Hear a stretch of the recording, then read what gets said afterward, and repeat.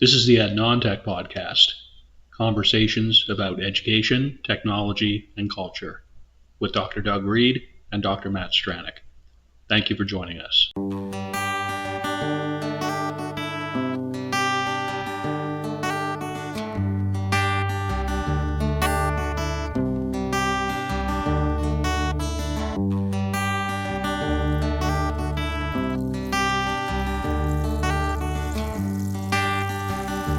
My name is Dr. Doug Reed, and I am located on Abagway, the traditional and unceded territory of the Mi'kmaq people.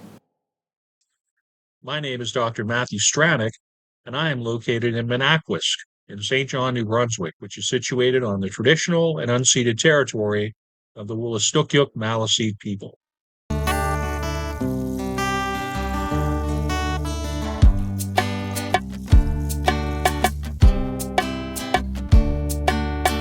Well, hey everyone, it's been a few weeks, but we are back like a heart attack with the Ed Non-Tech Podcast.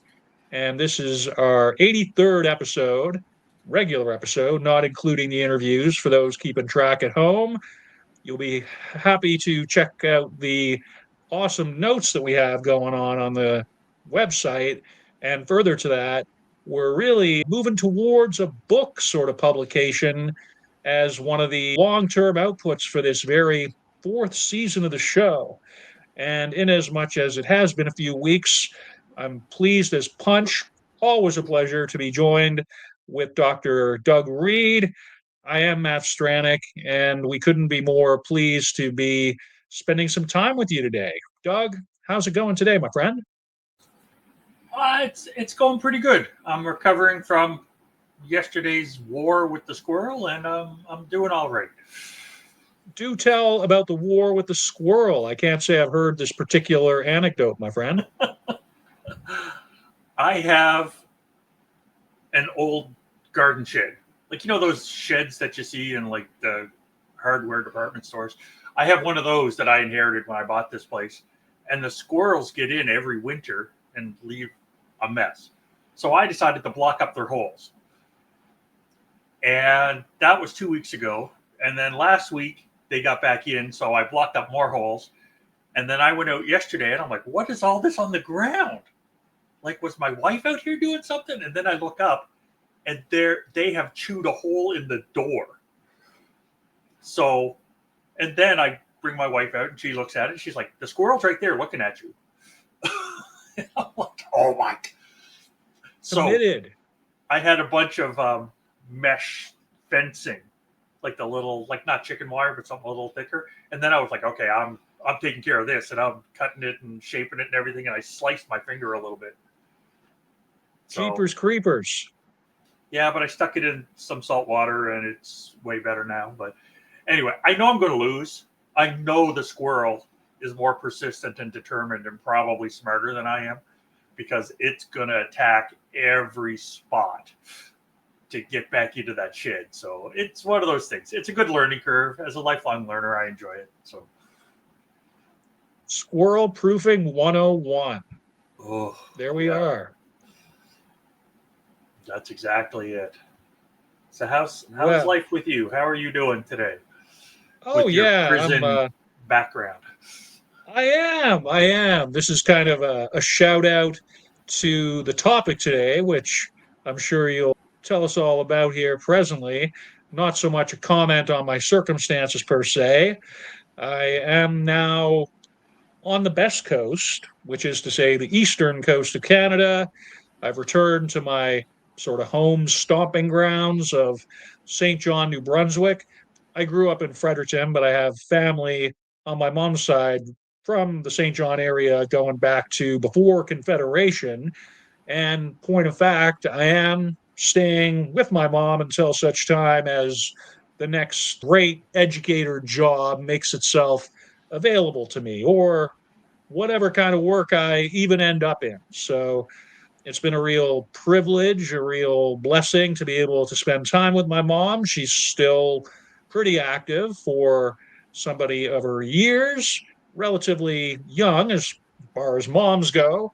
Main thing is she's alive and she has a house, and I am benefiting from being able to spend some time with her during these years, and also to kind of regroup, I suppose, from my recent, not that recent anymore, layoff, I guess. Lots of things going on in Alberta in terms of the educational context and across Canada and post secondary as far as it goes. So within that cultural standpoint, I'm doing pretty decent, pretty all right. It's nice to be back in Atlantic Canada, and unless something really momentous were to happen in terms of a job offer or the like, I'm planning on being based in this area for as long as I can, right? So it's all good here. And I'm sure we'll get into some of the various situational contexts and factors and the like in both of our situations as we go forward with this episode. But Doug, I was really thrilled, really stoked to see the topic for this one. And some of the references you've pulled out here are par excellence, to use a term. So why don't you tell us a little bit about today's topic, my friend? The topic today is mandatory education impacted by technology. Because there's been a lot of mandatory stuff that's oh so important and we have to learn it. And then technology comes and says, okay, yeah, that's done. We don't need that anymore. We don't know why it was so important back then because we're finished with it. Don't worry about it. Not a big deal. And I just thought that there was a level of complete BS with that. It's how could this be actually important back then or now or whenever? And why is there that urgency to say everybody has to do it, whatever it is? And we're going to go into a bunch of examples here. I have a bunch of examples from my lifetime, and I have a bunch of examples from much earlier, like 180 years ago. So that's I just wanted to jump into that because it's the urgency of the thing, where it's the oh no we all got to do this. And it's like, oh, bug off. Or maybe I'm just tired. Maybe it's just okay. You're gonna make me do it, but don't tell me it matters. Don't tell me it's important. Tired of the new what's next, tired of the urgency to try technologies and approaches which may be transitory. And I appreciate, as always, the historical perspective that you're bringing to this, Doug, because we have lessons to look at from history, which kind of gives us perhaps a sense of where we are now and maybe where our values should be, not necessarily where they always are. So definitely pleased to be leaning, I guess, a bit into the tech side of the ed non-tech for this particular episode. And I see here, as we go through this very modern Google document, this very, it's a matter of finding methods that are appropriate to your purpose. And the Google Docs, just to speak to a format, I remember in 2008 when I was in Qatar teaching college for my first year and discovering Google Docs and being like, this could really be something that is valuable for educational practice as I envision it. And so this is now something almost 20 years later, certainly 15 plus years later, where this is our default format for where the show starts in terms of our notes. And you want to talk about non-obsolescence, if that's even a term.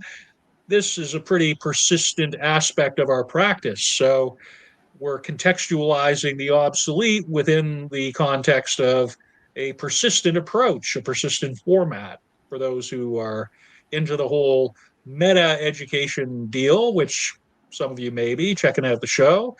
And therefore, this reference going all the way back to 1845, Doug, with a very compelling screenshot, a very compelling visual embedded here, no less. Why don't you tell us a little bit about this one?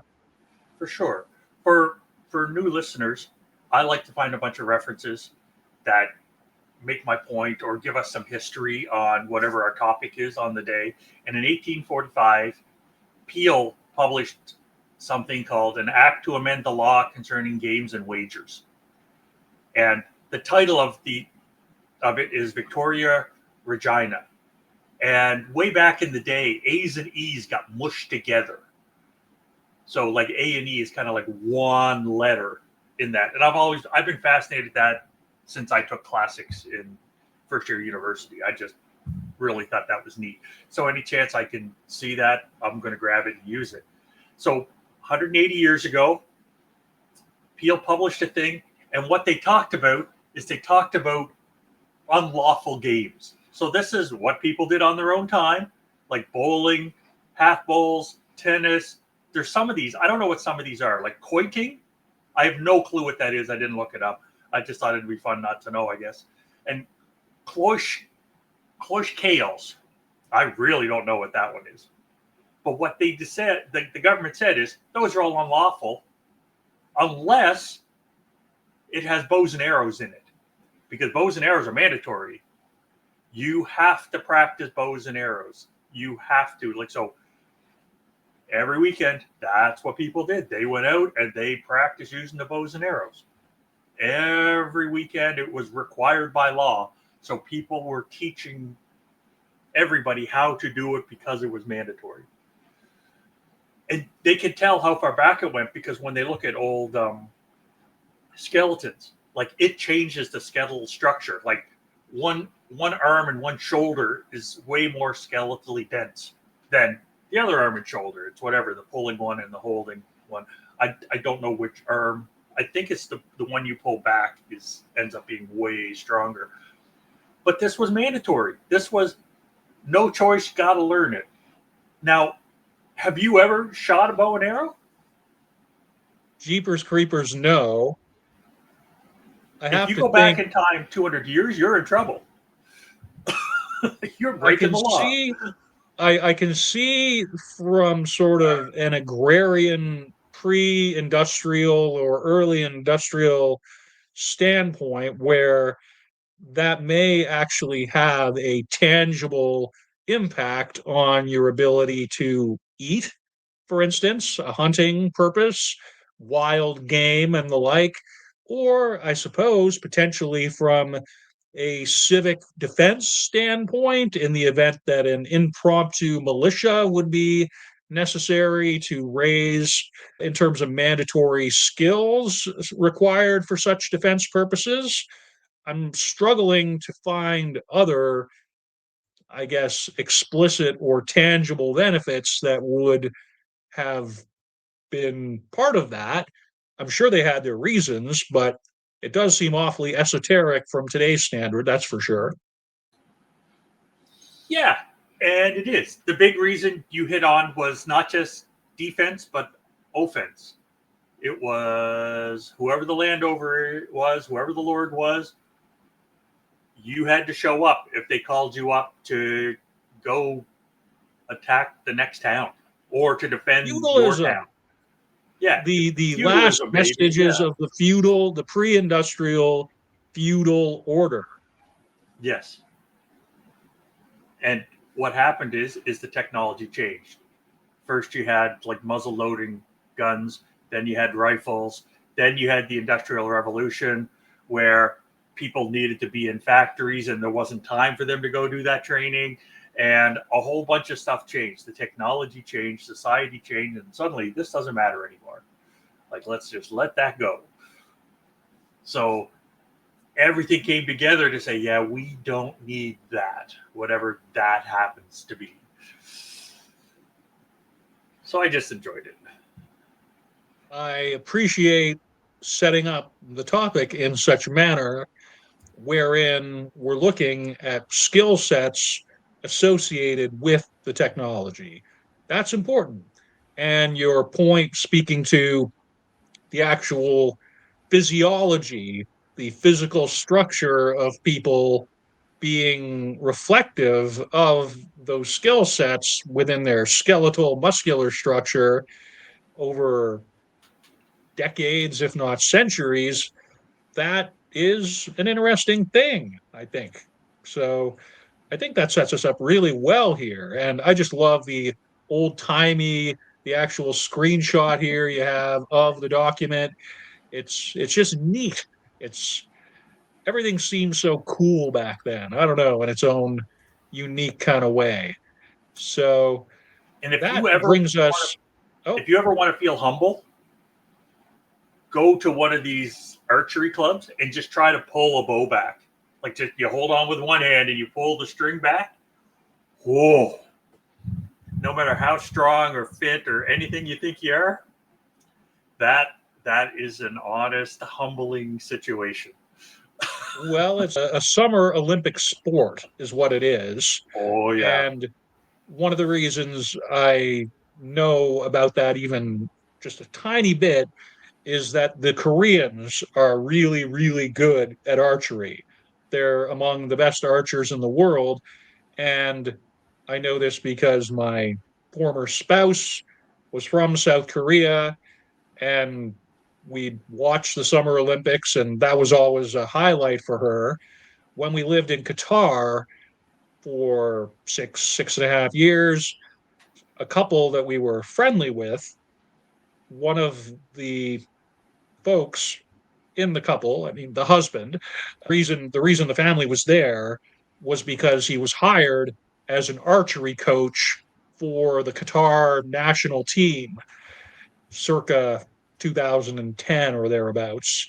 And I'm not sure how successful the Qataris were during his tenure as coach, but I think that says a lot to the value of what's considered a fairly isolated skill set within contemporary culture. It still persists.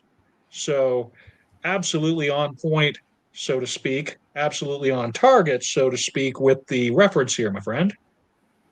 And we could, at some point, if we ever want to, we can dig right in. I have a bunch of images in my digital clutter about archery and how important it is as an evolutionary step in warfare. And one of them is really funny because it's like, oh, okay, if you're ever really annoyed with somebody and you want to stab them, but they're way over there, right? That's what arrows are for.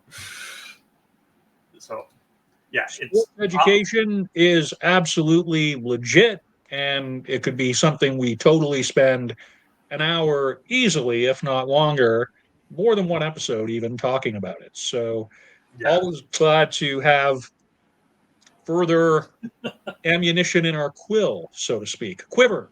Sorry, not quill, quiver. Yeah.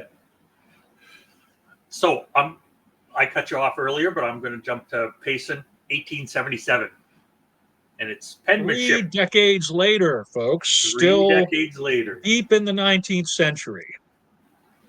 And Payson talks about the vital importance of penmanship that is demanded for a thorough elementary education. And he says there's 3 things that are indispensable. And I'm assuming Payson is a man. I do not know for sure, but I think they did a good job silencing women back then. Or they did a very solid job, not a good job. Sorry, as I backpedal. One thing you need is an enthusiastic teacher who has a personal knowledge of the subject. And honestly, that's good for any education, right? If somebody's enthusiastic and knows, that really helps. Then they need a proper amount of time to be devoted to instruction and practice. Again, nice and clear, right? Can't argue with any of that. I think that's true for pretty well everything. And the third thing, a system of penmanship, progressive in method, simple in practice, exhaustive in treatment, and grounded in scientific elementary analysis. And it's like, if you take the word penmanship out of that and put any discipline in there, I think you've got a fantastic definition of like education in general. If you want somebody to learn a skill or do some specific training. And Payson goes on to talk about the importance that the teacher should be educated in the science of penmanship. I didn't know there was a science to penmanship, but I love the fact that it was so important that it got to be a science. And As opposed to calligraphy or yes, the craft, the arts and craft of calligraphy, even though it looks awesome, even though it was a founding point of what made Macintosh computers, in the old Apple computers, right? Is Steve Jobs took that graphic design class in university or audited it, and he's like, wow, oh, the way the letters look matter. Oh, that really helps, right? And that was a pivotal moment in the development of computers. Is, whoa, we got to make this look good, right? And we need to give them options. It can't just be the one dot matrix printer style font. It needs more than that. So all of that was there. And when you were young, did you have to do penmanship? Did you have, like, by grade 2 or grade 3, were you being graded on your penmanship? I want to say grade 3 was the last grade that I recall having that as part of the curriculum. So we're talking 1986, 1987, thereabouts, certainly not any later than that. I have to tell you, I really like this reference. I really like the notion of penmanship as being significant. There was so much of your identity wrapped up in your signature and your ability to communicate with writing, that personal style that you brought to your handwriting was not insignificant. And my mom and I, we were kind of talking around the lunch table not that long ago, where we were discussing how fine motor skills are conducive to neuroplasticity and offsetting dementia and mental health wellness as being significantly there for people who, for instance, do needlework or knitting or crafts of any kind, which involve repetitious kind of movement, fine motor skill practice. So I feel like penmanship is a bit of a lost art form, perhaps in our digitally focused area. And we may be missing out on something which has been conducive to our cognitive well being for a lot of years, centuries, decades, whatever, because we've now sort of turned how we express ourselves from a handwritten paradigm, like a nice handwritten letter, to a typed email or thumbed out text message or whatever. And to go along with that, right? Do they teach penmanship anymore? Right? They don't teach cursive writing anymore. Not when the last time I was in a K-12 classroom. So maybe they're still printing, but cursive definitely doesn't exist. Well, so how are you going to differentiate then, if I may, between penmanship and cursive? Because just as you mention it, I'm thinking, well, I suppose I was considering that just kind of as being one and the same, but I guess, as a matter of fact, they aren't. So maybe you can delineate on that distinction just a tad. When I moved from Nova Scotia to Alberta, I was shocked. That was one of the culture shocks for me, is they didn't call it cursive writing. They called it running writing. Okay. And I'm like, ugh. And I can write in cursive way faster than I can print, right? That is the point of cursive writing when you're taking the notes. Efficiency. Yeah. Okay, I gotcha. And another component of it is readability. It needs to be able to be read after the fact. And as you take notes, like when I'm in class, I take a lot of notes, and a lot of times I don't have to go back and look at them because the act of writing helped engage parts of my brain that helped me remember in a way that's very different than if I sit and type notes on a keyboard. It's a completely different style, completely different, engages your brain. And the fact that we're not teaching that the same way now is like, we are not doing a service to students. It might be detrimental to the development of short-term operational memory, because I know exactly Yeah. what you mean. I have right beside me my handwritten notes where I've included some things that I might want to refer to for this conversation, and anything that I'm doing with, say, a writing project, certainly anything longer than just a blog post or whatever, invariably starts as some pretty messy, and to anybody else, Yep. esoteric notes in one of these very old school spiral bound studio Dollarama notebooks, which I absolutely would not be without. Now, that may speak to me being half of a century on planet Earth. My kids probably would feel a bit differently about it because, as you say, differences in curriculum, different focus over time. And we've spoken to that on the show in various ways. So good to hear the shouting out to a really once valued and hopefully soon to be reascendant kind of piece within the wider public school endeavor. In addition to all that, I want to come back to one of the comments you made earlier. When I had a cousin get married, and she's much younger than me. Like I have 71 first cousins that are still alive, right? Like I have a lot. I come from big families, and I was the oldest grandchild in one of the families. So I got a lot of stuff like left to me because people knew me, right?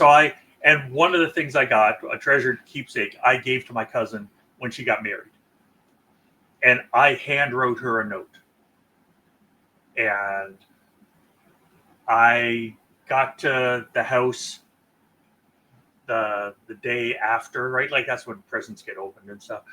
So I got to the house, and my uncle was like, "You made them cry all day," and I'm like, "What? What did I do?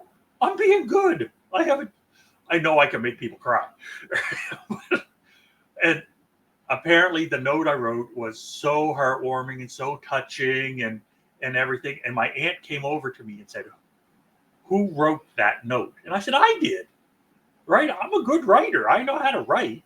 And she goes, "No, no, no, no, no, not that part. Who put pen to paper and hand wrote that note?" And I said, "I did." And she goes, "You write like that?" And I'm like, "Yeah."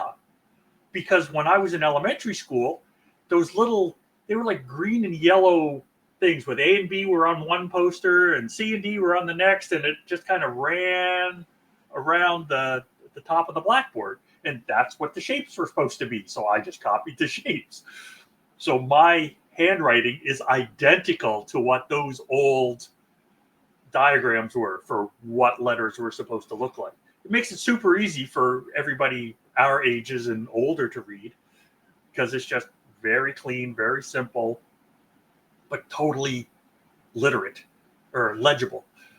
And the joy to that, like it really mattered for me to do. And I wanted it to be a keepsake and I wanted it to be nice, very much like the calligraphy kind of comment. But the joy I got back from them, like I got thanked for writing that note, which I'm betting that if I had typed and printed, wouldn't have had the same impact.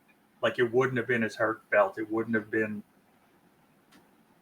a keepsake, if that makes sense. There's a direct physical connection between the written physical paradigm and the emotion and the thought that goes into it, that immediacy. And among some of the items that have accumulated among my sentimental collection of stuff over the years, now deceased grandparents, a couple of them, my dad's parents were really big on anytime there was a birthday or a special occasion, they would get a greeting card and then they would write the entire inside white part of it complete with notes, and it was that real personal aspect of it where it just added so much value to it. So I couldn't agree more with where we're at on this particular reference, my friend. Thanks, because it comes back to me about how we value education and what it's for, right? That's the key component. Again, longtime listeners know, I want people to have the most opportunity possible. I want them to live their best lives. And as an educator, I try to help. That's my dharma. And it's not being productive. Productivity and making money has taken over what a lot of people think education is. And I just don't agree, right? It's instead of being measured on how much money is in your bank account, it's why can't we measure people based on how they make other people feel? How come that can't be the measurement of what a successful life is or what happiness is? Why does it have to be cash money in a bank account instead of, or here's the size of the house, or here's the number of guitars that I own, or who knows what the measurement is? How come it can't be more human and just, it's like when people say, if somebody doesn't like a dog, that's one thing, but if a dog doesn't like a person, okay. Trust the dog, because the dog doesn't care about money. They care about the person. So I just look at it that way, and I see penmanship as one of those skills and abilities that help us get there in a way that typing and computers just don't. Some Or not in very the same way. some very salient, significant personal examples there, my friend.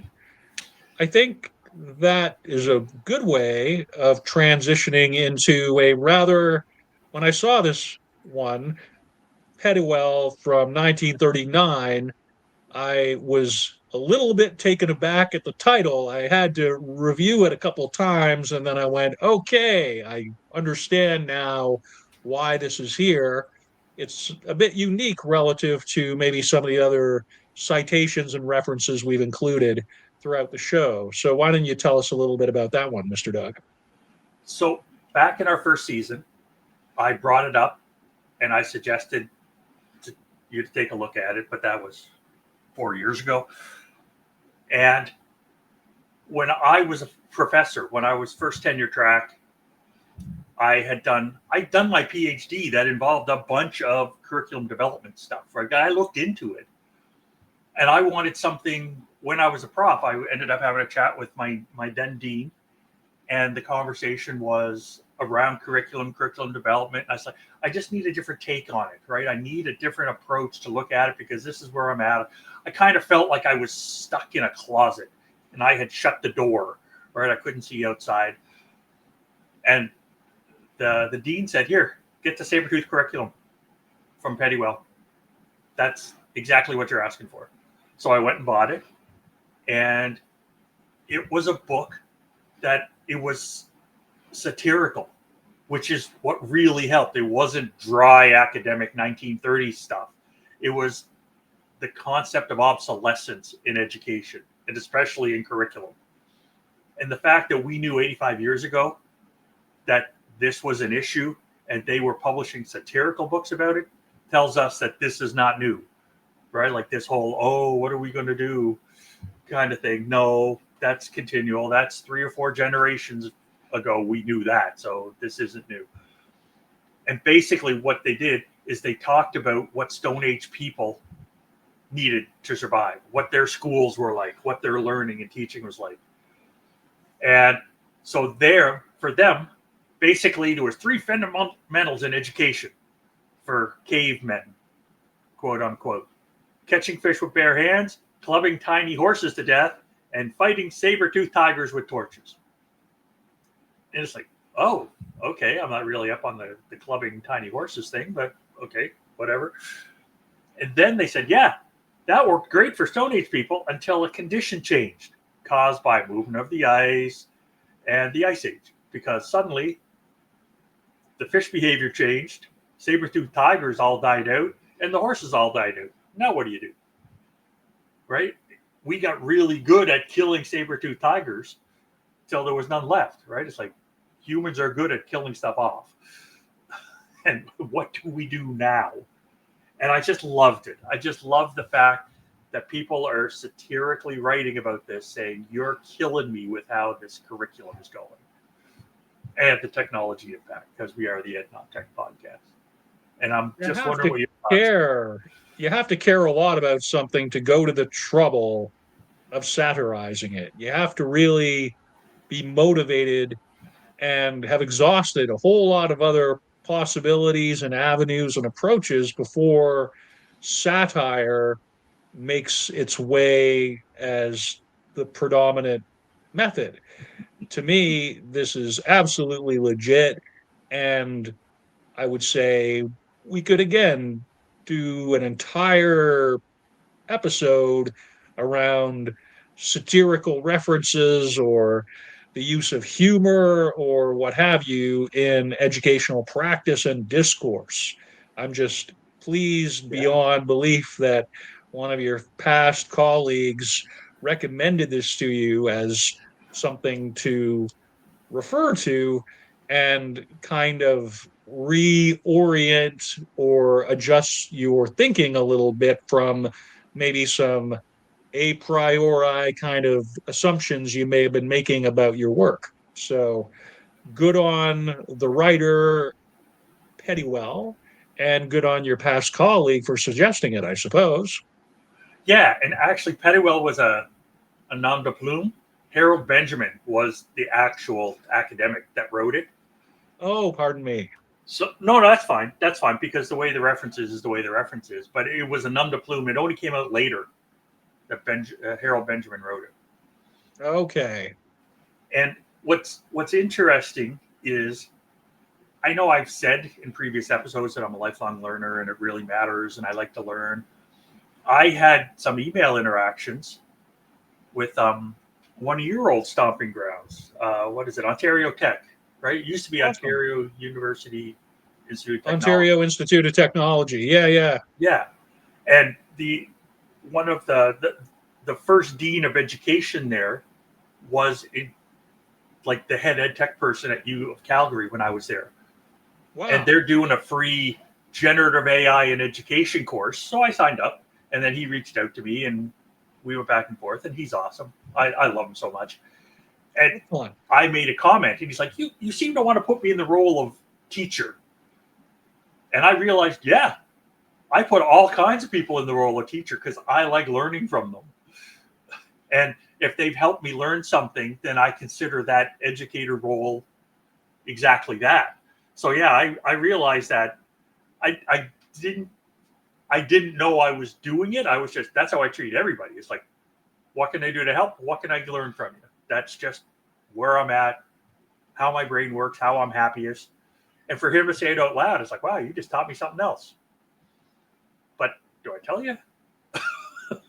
Because anyway, a reciprocal relationship of sorts wherein the role of teacher and student can be interchanged a bit, particularly in the context of higher education, so to speak, or with adult learners, or I suppose even with younger kids too, younger folks. cool. It's something that having the confidence in yourself as an educator to distribute the teaching role among the student cohort is very empowering and helps build trust and accountability among the whole group. So a lot of what you're speaking to resonates there in terms of, I dare say, constructionist and or constructivist approaches that we've tended to speak to on the show thus far.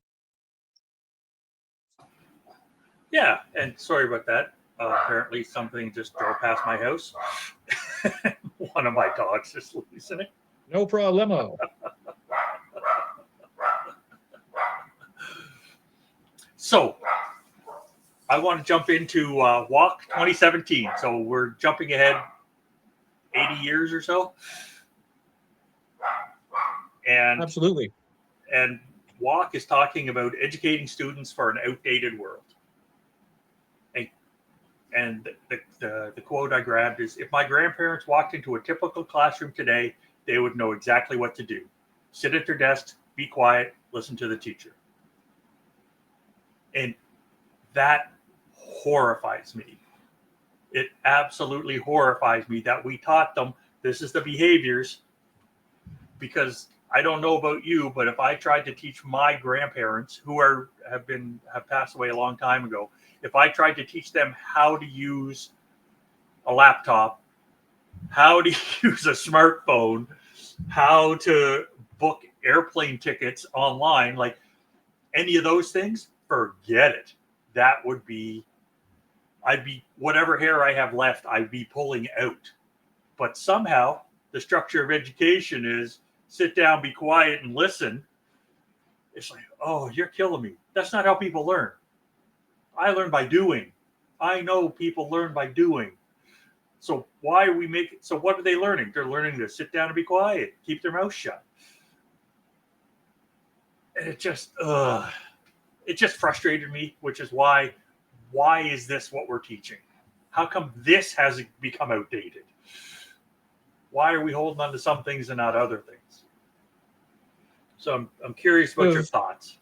Well, passive approaches to learning are in keeping with producing good consumers. They're in keeping with producing a workforce who are compliant. And for sure, there's a political element to that, in as much as get along to get by, in terms of just making sure that people have their ears open, and more importantly, they're not being disruptive, so to speak. And I feel like with the benefits, the affordances of contemporary technology, and what we've learned about how teaching and learning works over the years, we should be over those kind of approaches by now, but yet somehow we're not. And I've been guilty for sure of at times doing a very didactic, lecture centered approach where it's just me up there talking for whatever period of time. I'm not proud to admit that, but I also feel like there was not always a huge amount of encouragement within those contexts around me to help me be aware of other ways. And so this is where, for those who are in colleges or universities or the like, checking in with your curriculum consultants or with your teaching and learning division or what have you, if you think that that's kind of the only mode available to you because that's what you experienced in your time as a student, it may be worth checking in with those whose job it is to help with professional development, or the corresponding folks within, say, the K to 12 world. There's always value in having students move around. One interesting perspective I actually got from that, which kind of challenges what I just described, is with my teenage son, who complained that one of his teachers has the students doing all the work. And to me, that actually sounded good. I'm like, so what's your problem with this? And he was like, I think the teacher might be a bit lazy. I don't think I'm throwing my son under the bus here at all, but it was an interesting standpoint because it speaks to how around this one teacher, where it's all students being active and everything else, relative to everything else he's experienced outside of that situation, it sort of suggests that there's implicit bias in students in that they tend to prefer what they have experienced thus far. And so if you're in a situation where there's only one sort of active learning kind of focused educator amongst, for all the grades leading up to that, and among the current cohort, that could be the vantage point that a student might take. There may be some pushback, there may be some resistance simply because the traditional is what's kind of undergirding the whole wider structure. Just some thoughts based on some relatively recent interactions with my young man out in BC. And I'd like to take that a step further because I've taught online quite a bit. And I think the technology has definitely impacted a lot of this because I'm teaching a class and all I've got is a whole bunch of black screens. None of the students have their cameras on. And it's like, are they sitting there? Are they being quiet? They're muted too. They could be yapping for all I know, or they could be on their phone, or they could be talking to somebody else, or they could be outside and the computer's inside. So I think that change has happened, but I don't think the educators were in charge of that change. I think the technology made the change and the educators are having to adapt to it because I had the example that I shared years ago where a buddy of mine, one of his sons didn't finish high school for a bunch of reasons. Basically, he was really smart and really bored. So he went off and did something else, but he needed to get some online training for his job. So he did the online training because he could put his feet up on his desk. The online training was coming through. His camera was off and he was drinking a beer. And he did really well on the online training and it really helped his career and all the rest. There's no way he could have gone to a face-to-face class, put his feet up, cracked a beer or three, and did what he needed to do. So I think it's changing in the other versions of education, but I think face-to-face still has a huge way to go to adapt. And I know a lot of it is not about education. A lot of it's about control and about cultural needs and all that kind of stuff. But the education portion is still frustrates me a bit. Absolutely. So I have one more article that I want to talk about. And then I have all these careers that don't exist anymore and skills that we used to teach that we don't teach anymore. So the last article I've got is a 2022 article by Law, and it's a review of curriculum change and innovation for higher ed. So I've kind of jumped out of the K-12 examples and out of the societal, the community examples, and I'm in post-secondary now. And the quote is, a tremendous advancement in science and technology leads to new knowledge and skills, necessitating timely revision of existing curriculums to avoid instances where learners gain obsolescent skills that lack global competitiveness. Now, again, back in season one of this podcast, I talked about the fellow that retired because he couldn't take his overhead projector transparencies and move them to PowerPoints. It was too much for him. That leap was too much. So were those skills being looked at? Was the curriculum being updated? I also had when I was an undergrad, the prof wrote these notes in the late 1960s, and every day he would read the page and then pick it up with two fingers in the corners and put it down because the pages were yellow. I think if a wind hit them, they would have broke. They were so brittle.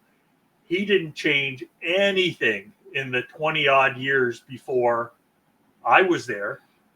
And I gave my notes to people that took the course the next year, and nothing changed. His examples didn't change. He was a nice enough guy, right? He had a sense of humor like 3 times that semester, but nothing changed. And we don't have that option anymore, right? The technology is moving too fast. Society is changing too much. We have to, timely revision has to happen. Why are we teaching this? What is going on?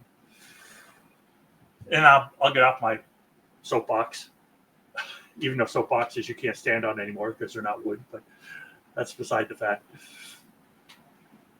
Well, knowledge itself as a quantity is keeping up with technology. Knowledge and technology have a dialectical relationship. And so, as much as we are creating spaces online and in other ways using technology to push forward information and knowledge, we have to have something to fit inside the container. You have to have contemporary practices. And so, to think kind of back to the example of Google Docs, I can think of all kinds of things you could do with Google Docs still, where it would be maybe more conducive to regular, timely updates of curricula than, say, these analog or paper or physically oriented kind of products. And that's the kind of thing that made me interested to go into learning technology, to spend as much time with it as I have, because really the benefits of it in terms of literacy, in terms of cultural practice in the times that we're in, having an informed standpoint with it seems preferable to having a reactionary kind of standpoint where it becomes a fact of, do I retire, as opposed to translating these items into the format which is going to be more durable, right? So that's just a little bit of what came to mind while you were speaking there, Doug. Yeah, it reminds me of the difference also between generalizing some skills or generalized knowledge and very specific knowledge. Because when we started this podcast, I'm pretty sure Skype was involved, and now Skype is gone. So there was general rules and lessons about working in an environment like Skype, which were fine, but the very specifics of must click here, must save there, must connect this way, all those are out the window. So we have those skills that we used to need that don't matter anymore. The world moved past them. And we're only 4 years old. We're not, we haven't been doing this for 30 years. Or whatever, 20, because I think really 2005 is when podcasting started. So, but same difference.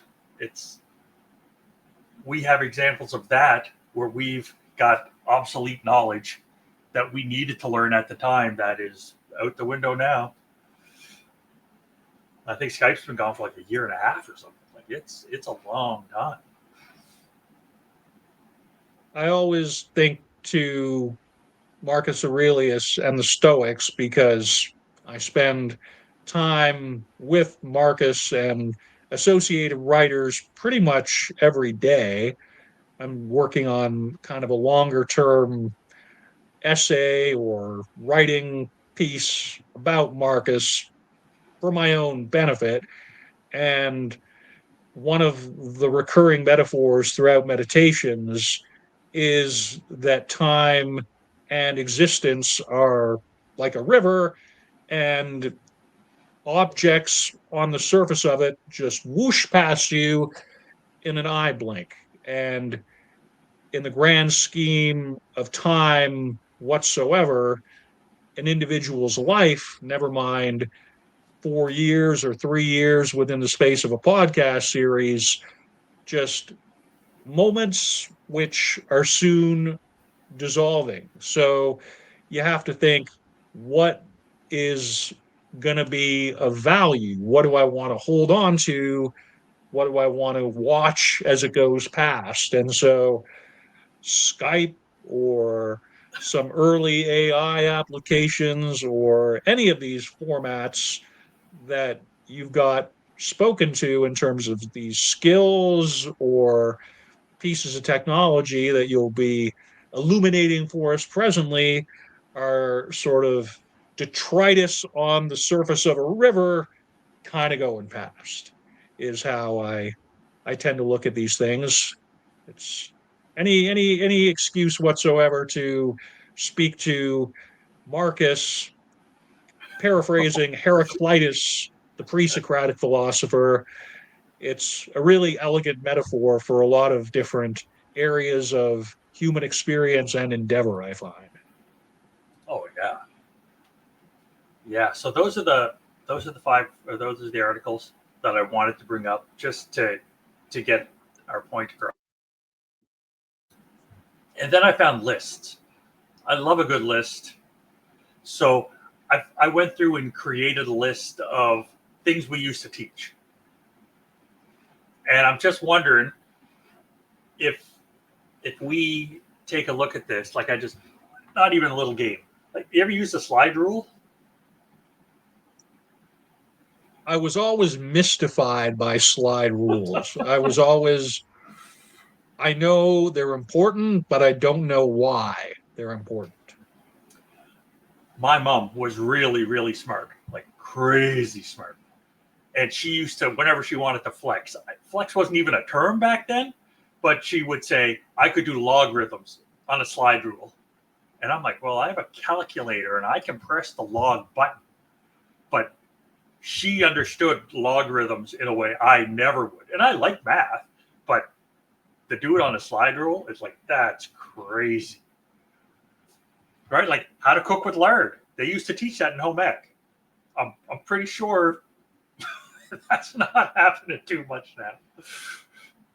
I remember my aunt took a secretarial course and she had to learn shorthand. And I looked at it and I'm like, whoa, what is this? Didn't need to know it anymore, right? Like how to use a card catalog, right? I love card catalogs. I think they're awesome. I love Absolutely. going to the card catalog. It was so great,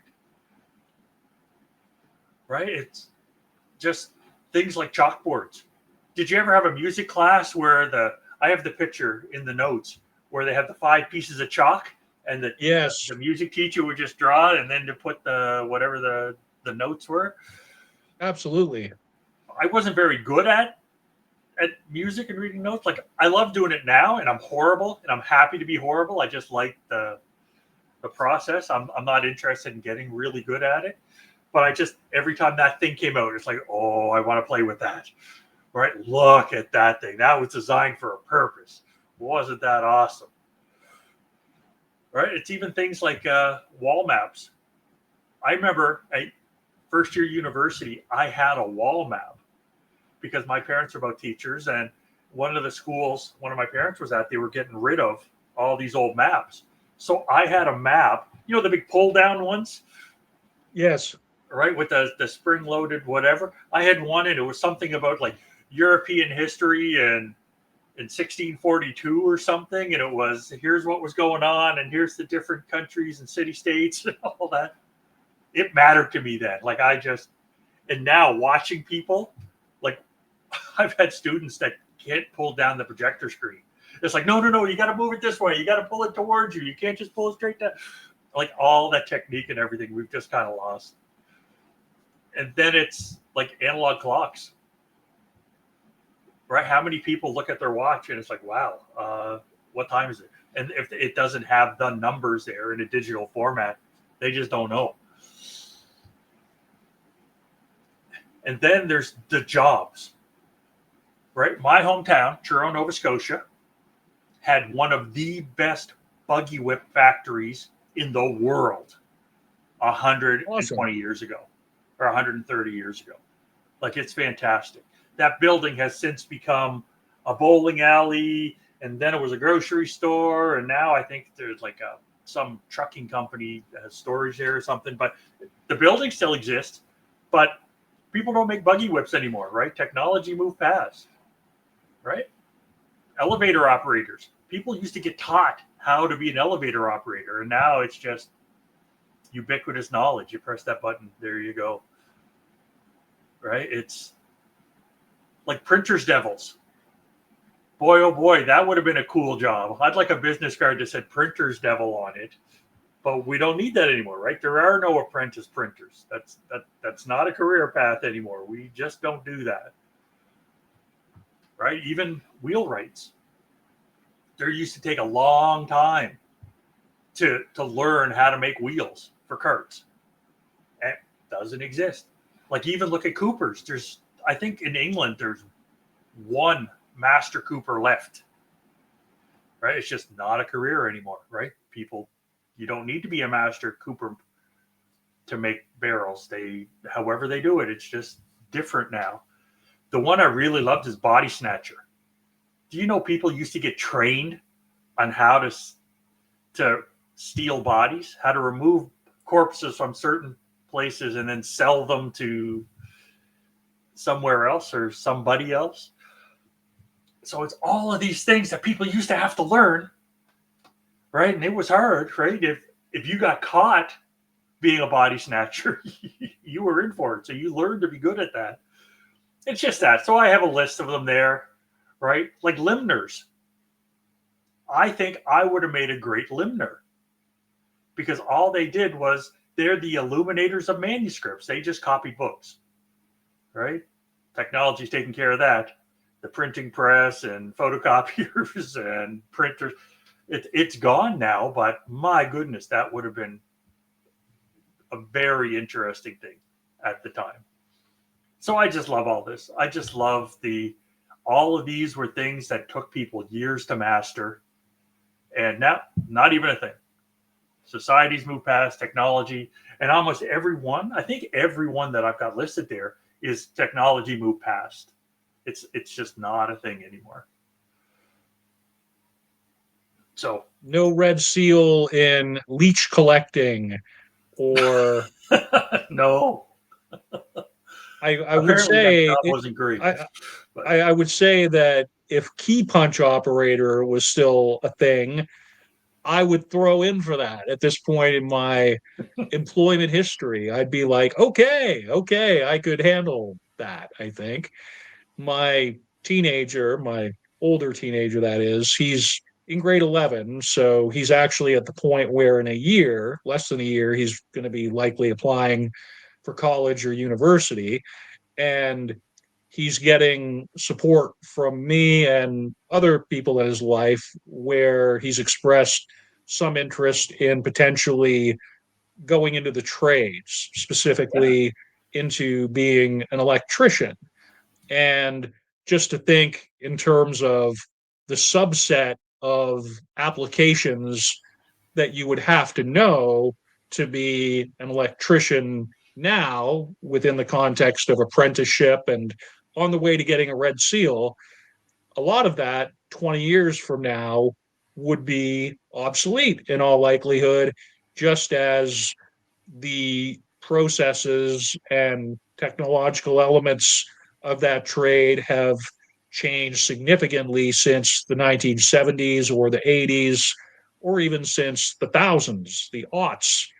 And I think anybody who's involved in any kind of hands-on sort of way of working, earning their livelihood, it's something that you have to recognize that the world you're entering at the beginning of your professional life is going to be very different from where you end up in your sort of mid or later stage careers. And so having the background, having, for instance, with electrician, the knowledge of physical science, having the knowledge of math, those fundamentals are pretty important. And it's the application and manifestation through hardware or software that's going to change, but having a grounding in science knowledge or mathematical literacy or numeracy or what have you, that's where the benefit of those kinds of repositories of knowledge would tend to come in. Yeah. I would suggest to a lot of students go into the trades. Right? I've dabbled. I've been unpaid labor or poorly paid labor